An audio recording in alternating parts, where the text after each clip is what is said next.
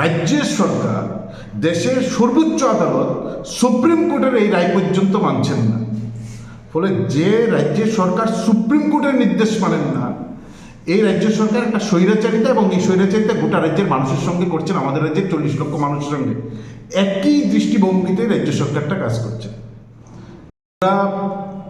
DYF এবং টিওএফ দুটি বাম যুব সংগঠন গত প্রায় 8 বছরে বিজেপির নেতৃত্বে গোটা রাজ্যটা শেষ করে দেওয়ার এবং সঙ্গে সঙ্গে সুনিপুণ নীল নকশা করে বর্তমান ভবিষ্যৎ প্রজন্মকে শেষ করে দেওয়ার যে নীল নকশা রূপায়ণ করেছেন গত প্রায় 8 বছরে, তার বিরুদ্ধেই আমরা নতুন করে প্রজন্ম বাঁচাও কর্মসূচি নিয়ে রাস্তায় নেমেছি, আন্দোলনে নামছি।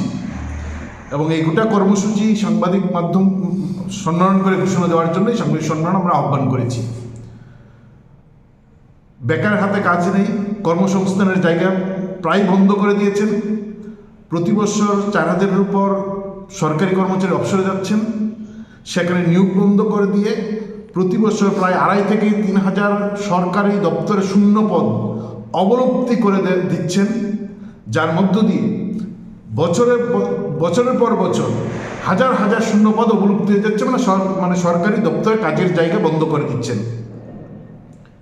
বামফ্রন্ট সরকার 2018 সালের সরকারের বিজেপি আসার আগে পর্যন্ত প্রায় 16,000 বিভিন্ন দপ্তরের নিয়োগ প্রক্রিয়া প্রায় সম্পন্ন করেছেন। বিজেপি ক্ষমতায় এসে এক কলমের খুঁচায় 16,000 নিয়োগ প্রক্রিয়া সম্পূর্ণভাবে বন্ধ করে দিয়েছেন।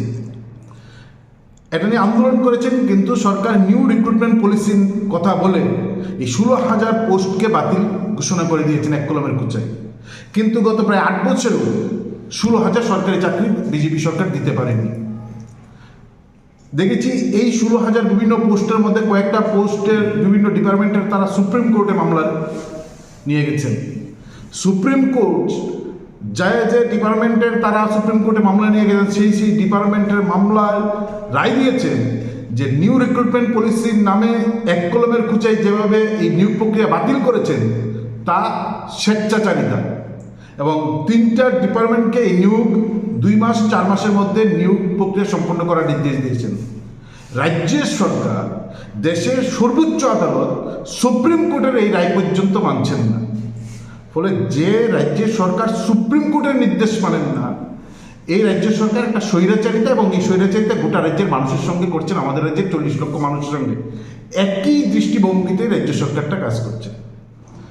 স্কুল কলেজে শিক্ষক নেই, প্রফেসর নেই, হাসপাতালে গেলে ডাক্তার নেই, নার্স নেই, মেডিকেল টিম নেই, স্টাফ নেই, অফিস আদালতে গেলে কর্মচারী নেই, শিশুরা স্কুলে যাচ্ছেন ক্লাস হচ্ছে না, কলেজে যাচ্ছেন ছাত্রছাত্রীরা ক্লাস হচ্ছেন না, শিক্ষক অধ্যাপক নিয়োগ করছেন না। আমাদের যে ডাক্তার বেকারের সংখ্যা বাড়ছে, নার্স বেকারের সংখ্যা বাড়ছে, ইঞ্জিনিয়ার বেকারের সংখ্যা বাড়ছে, ডিএলএড পাস করে, বিপিএড পাস করা, এমপিএড পাস করা, এমএড পাস করা ছেলেমেয়ের সংখ্যা বাড়ছে, মেডিকেলে, টেকনিক্যালে, ইঞ্জিনিয়ার নানা বিষয়ে পাস করা ছেলেমেয়ের সংখ্যা বাড়ছে। বেকারের সংখ্যা, উচ্চশিক্ষিত অর্ধশিক্ষিত বেকার সংখ্যা যেমন বাড়ছে, একই সঙ্গে রাজ্যের বিভিন্ন দপ্তরে 50,000 শূন্যপদ, সরকারি শূন্যপদ পূরণ করছেন না।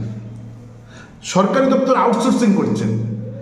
জিআরএস এর ইন্টারভিউ নিয়েছেন 2019 সালে, 2026 সাল চলছে, এখন পর্যন্ত সেই ইন্টারভিউ নিয়েছেন, রেজাল্ট পর্যন্ত দেননি।